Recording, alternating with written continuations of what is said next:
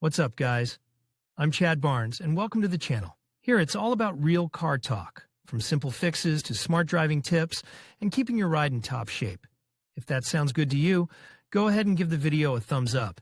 Hit that subscribe button, and make sure you watch all the way through. There's a lot of good stuff coming. Let's get to it. The limits of greed. We would like to say that dealers in Kazakhstan are much more honest than ours and do not try to earn millions of tenge on rubber mats and nets in bumpers. However, it is not quite so. Alas, but in this country the practice of adding extras is present in some quantity. True, the local Agency for Protection and Development of Competition, AZRC, analog of our FAS, tries to fight this phenomenon and periodically conducts inspections and makes notifications on the need to stop this outrage.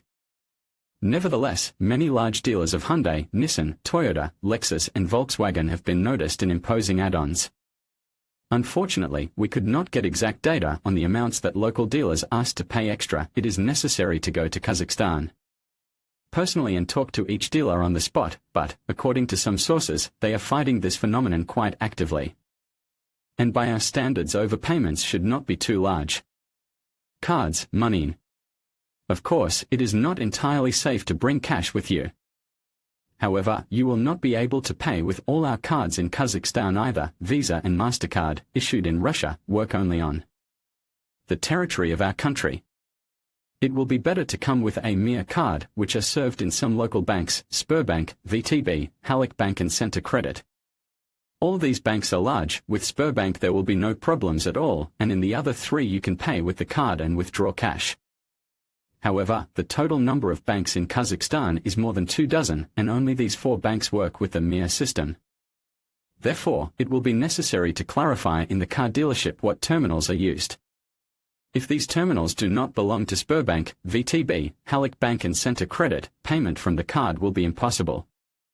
In this case, you will have to withdraw cash, and the issue will be in local currency, tenge. That, of course, provides for conversion into tenge of our rubles, and the rate in different banks may be slightly different, and another additional expense will be the commission for cash withdrawal. There is only one piece of advice here: it will be more profitable to have a multi-currency card, with which you can save on conversion. Another important money issue is the cash withdrawal limit. Each bank has its own limit, so if you have to pay in cash, you should remember that you cannot withdraw the entire amount at once. In this respect, cashless payment will be preferable. Sometimes there is information that some banks in Kazakhstan are slowly refusing to buy rubles, i.e. they do not allow you to withdraw tenge from your ruble account. Therefore, the ideal option would be a multi-currency card. Mir. Which bank will issue it is not important, you can choose according to your taste.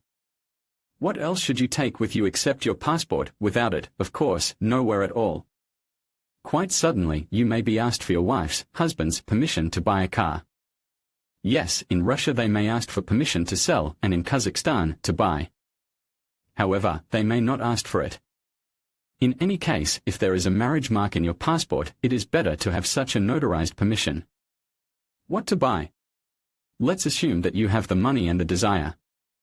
It remains to be decided, what is the most profitable thing to buy in Kazakhstan? The most important thing is to buy a car manufactured in the Eurasian Economic Union, EAEU. There is probably no need to explain why exactly such a car.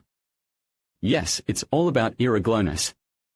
It is a pain, but everyone should have a GLONASS button, except for domestic cars and, what is even more offensive, cars imported for themselves to residents of the Far East.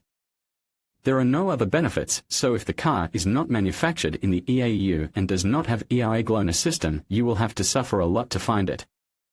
And, as it often turns out in real life, the torment will not bring a positive result. These buttons are simply not on sale, and the car has a very high chance of turning into real estate in the Russian Federation.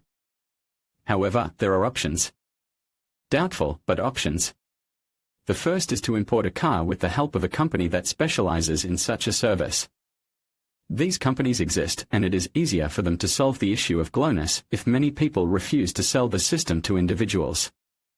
Flatly, they say that there are no components. When they will appear, it is unknown, so we will not even take orders. Then they are more willing to sell buttons to legal entities. The price, of course, wild up to 100,000 rubles, but at least somehow solve the issue can be. At the same time, it should be noted that prices have apparently started to decline. If at the peak of demand for cars from Kazakhstan, which was in May, 4 GLONASS could safely ask 80 to 100,000 rubles, now you can find the system for 40 to 60. But not to individuals. Yes, and there was a time when it was a pity to give 6,000 rubles for ERU. The second way is to take the word of the officers that install ERU GLONASS purely formally on paper. That is, they send you the button, its code, passport number, which must be specified in the registration certificate when the car is registered in Russia, and the act of installation. In such firms, they assure you that you may not physically install the unit at all, its presence is not checked everywhere. The cost of such a service can be very different, from the same 40 to 100,000. And it is not a fact that the block will be sent at all.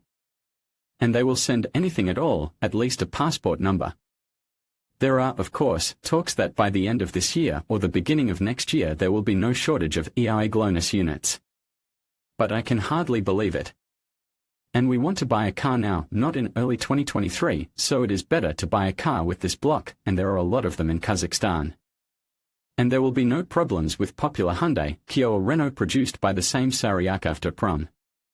Moreover, if the car is produced in the territory of the Eurasian Economic Union until December 31, 2022, it can be imported into Russia without GLONASS. This is for a very extreme case. There is another difficulty. Those cars that are not allowed to be sold in Russia must obtain a Certificate of Safety of Vehicle Construction, SBCTS. This is a rather torturous process which must be passed in a specialized laboratory. Without it, it is impossible to obtain a Russian points. Thus, if you buy a car not from the EAU, but imported, for example, grey imports from the Emirates, for example, Chevrolet Tahoe, Malibu or Tracker, and some other primarily American cars, or a car certified only for the market of Kazakhstan, it is necessary not only to put GLONASS, but also to obtain SBCTS. And this will complicate the purchase process quite a lot. What exactly to choose from such non-problematic cars is a matter of taste. But what you clearly should not go to Kazakhstan for is UAZ and VAZ.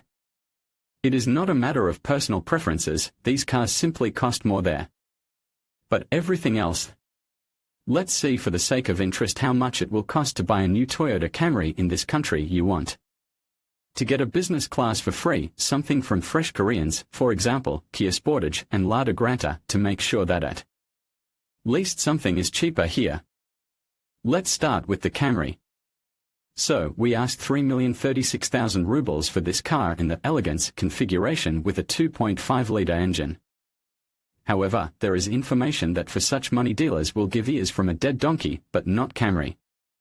They are ready to give Camry with extras at the price from 6 million. It is difficult to say how much it is now, so let's look at the official price, 3.036 million. In Kazakhstan, this car is offered for 16,845,000 TG. In rubles, 2,267,337 rubles. It seems to be good, but we will have to pay something extra. Let's make a small lyrical digression. A little from above, of course, you cannot import a car into Russia for free, even from the EAU. You have to pay customs duty and excise duty as a minimum. The cost of the first depends on the purchase price, from 2 to 20,000 rubles, the second on the engine capacity, up to 90 HP. You do not have to pay anything, but with a capacity of 200 horsepower and more, the cost will be a considerable 836 p per 1 horsepower. There are some other costs, but we will tell you about them later. Now let's calculate what we need to pay extra for our Camry. Since the ruble value at the exchange rate turned out to be 2.27 million, the rate for customs clearance will amount to 5.5 thousand. This is the rate for the cost of the car up to 2.5 million. For a car worth up to 1.2 million rubles you have to pay 2,000, up to 5 million, 7,500, up to 10 million rubles, 20,000. In principle, not much, but the situation with the excise tax is unpleasant. Since the power is exactly 200 horsepower, you will have to pay another 836 rubles for each horse. But if we buy a car with a capacity from 150 to 200 horsepower, we would pay 511 rubles per 1 horsepower, and from 90 to 150 horsepower only 53 rubles. And up to 90 horsepower, as I have already said, we would pay nothing at all. Well, 200 times 836 is equal to 167,200 rubles. And now we calculate how much it will cost to buy a Camry, 2,267,337 plus 5,500 plus 167,200 is equal to 2,440,037 This is at least 595,000 cheaper than in our country if, of course, in our country someone would sell a Camry for the recommended price. The sense to go to Kazakhstan, of course, there is. Now let's check the prices of Sportage and Granta. We must take it. As you all know, the new Sportage has not reached us. Therefore, we take what we have on our market, an outdated crossover in a simple, comfort configuration. This car with a 2-liter gasoline engine, automatic transmission and front-wheel drive will cost us 2,749,900 rubles, according to some reports. Dealers are ready to give it for no less than 3.5 million, but let it be the official price. In Kazakhstan, we will not be modest and we will price the new generation to walk, so to walk, why not? There, the brand new Sportage in the same configuration will cost 13,490,000 tench. In ours in 1,815,754 rubles. What a life people live. All right, let's count customs and excise duty. Customs clearance, 5,500, excise duty, 150 times 511 is equal to 76,650 rubles.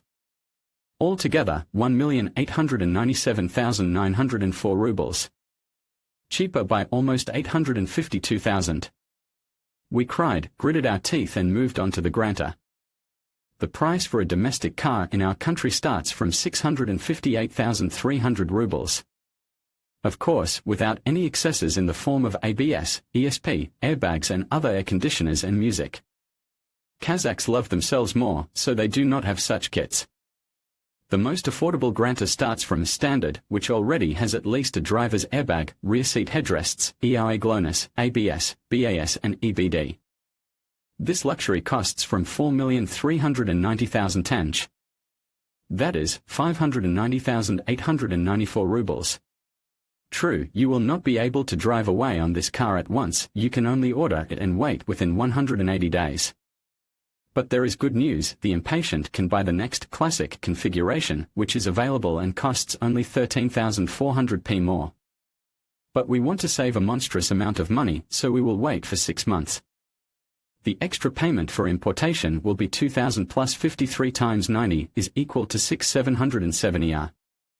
And it turns out that Granta in a decent configuration, and we are happy to consider any Granta except Classic 22 as decent, can be bought for 597,664 rubles. For Granta with electronics, quite normal. What did not count? Of course, there are some additional costs. For example, you need a MTPL policy for transit.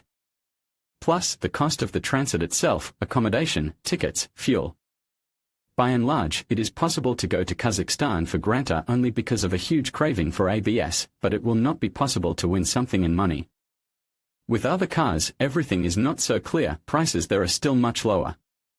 And there is more choice, and not only among prestigious brands. There is Chevrolet with its budget Nexia, and Chinese brands. For those who like something bigger, there is Tahoe. And what is absolutely wonderful, all this is assembled in the territory of the Eurasian Economic Union, so there are no problems with irregularities. Chevrolet Tahoe 2021 NY. And all would be nothing if not for one drawback: new cars are usually loved for the warranty. They say that the problems of a new car are the dealers' and manufacturers' problems, not mine. In case of a car bought in Kazakhstan, the dealer will not care about most of the problems. Warranty conditions do not always apply to other countries. So it is better to forget about this advantage of a new car. And where will you find a Chevrolet dealer in our country? In general, even here there is something to think about. In conclusion, purchasing a new car in Kazakhstan can be a rewarding experience if approached with careful planning and awareness. By researching various models, understanding financing options, and taking advantage of promotions, you can save a significant amount of money. However, be mindful of common pitfalls such as hidden fees, inadequate warranty coverage, and the importance of a thorough inspection before finalizing your purchase. With the right knowledge and preparation, you can navigate the car buying process confidently and make a choice that fits both your needs and your budget. Thank you for watching, and best of luck on your car buying journey.